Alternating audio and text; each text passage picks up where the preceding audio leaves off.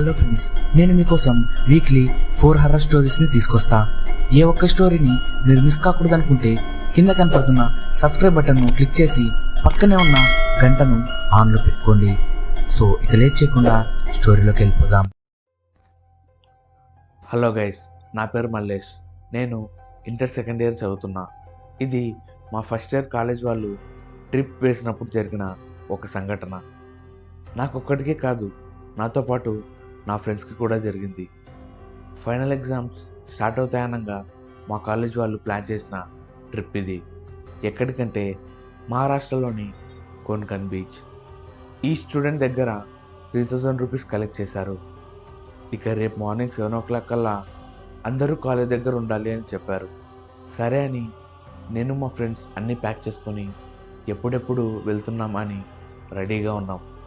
ట్రిప్కి వెళ్తున్నామన్న ఫీలింగ్ ఎలా ఉంటుందో తెలుసు కదా. ఇక ఫుల్గా ఎగ్జైట్మెంట్తో ఉన్నాం. ఇక మార్నింగ్ 6:30 కల్లా కాలేజ్ దగ్గరికి వచ్చేసాం. కాలేజ్ వాళ్ళు ఒక పెద్ద ట్రావెల్ బస్ని అరేంజ్ చేశారు. అందరం ఎక్కాం. 7:30 కల్లా బస్ మూవ్ అయింది.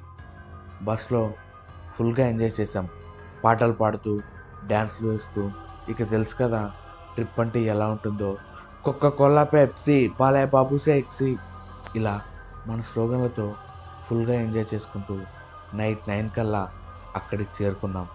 ఇక అందరూ బాగా అలసిపోయారు. అందుకని మా కాలేజ్ వాళ్ళు ముందే హోటల్ బుక్ చేశారు. మేము డైరెక్ట్గా అక్కడికి వెళ్ళి ఫ్రెష్ అప్ అయ్యి ఎవరి రూమ్లో వాళ్ళు పడుకొని రేపు మార్నింగ్ మనం బీచ్ దగ్గరకు వెళ్తున్నాం అని చెప్పారు.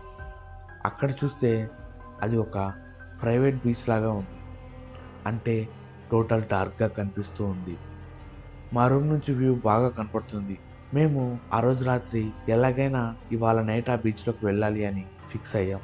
కానీ అది అందరూ పడుకున్నాక అని అంతవరకు టార్చ్ లైట్ తీసుకొని మా రూమ్ నుంచి లైట్స్ వేసి బీచ్లో చూస్తూ ఉన్నాం. కానీ బీచ్లో ఎవ్వరూ కనపడడం లేదు.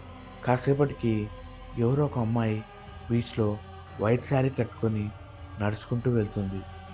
నేను అది చూసి వెంటనే లైట్స్ ఆఫ్ చేయండి అని మా ఫ్రెండ్స్తో చెప్పారు. వాళ్ళు వెంటనే లైట్స్ ఆఫ్ చేశారు. మేము అలా కాసేపు ఆ అమ్మాయిని గమనించాం. తను ఈ టైంలో ఏం చేస్తుంది అక్కడ అని కనుక్కుందామని మేము కూడా అందరూ పడుకున్నాక గేట్ దూకి బీచ్లోకి వెళ్ళాం. మేము టార్చ్ లైట్ ఆన్ చేసుకుని బీచ్లో నడుచుకుంటూ కాస్త దూరం వెళ్ళాక తనకు దగ్గరగా వెళ్ళాం.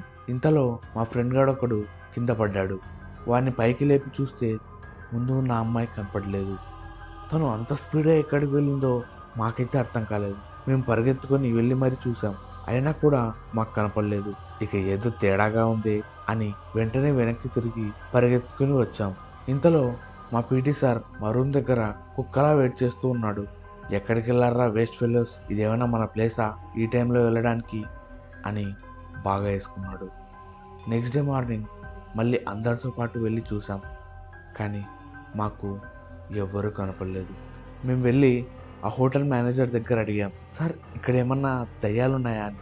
ఆయన మమ్మల్ని విచిత్రంగా చూశాడు. తర్వాత మా క్లాస్లో చెప్పినా కూడా ఎవ్వరూ నమ్మలేదు.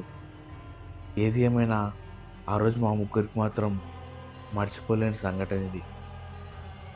సో స్టోరీ ఎలా అనిపించింది? నచ్చినట్లయితే లైక్ చేసి కమెంట్ చేయండి. ఇలాంటి మరిన్ని interesting real life horror stories కోసం మన ఛానల్ని సబ్స్క్రైబ్ చేసుకోండి. నెక్స్ట్ ఇంకో ఇంట్రెస్టింగ్ స్టోరీతో మీ ముందుకు వస్తా. అంతవరకు మీ mister introvert signing off. Bye.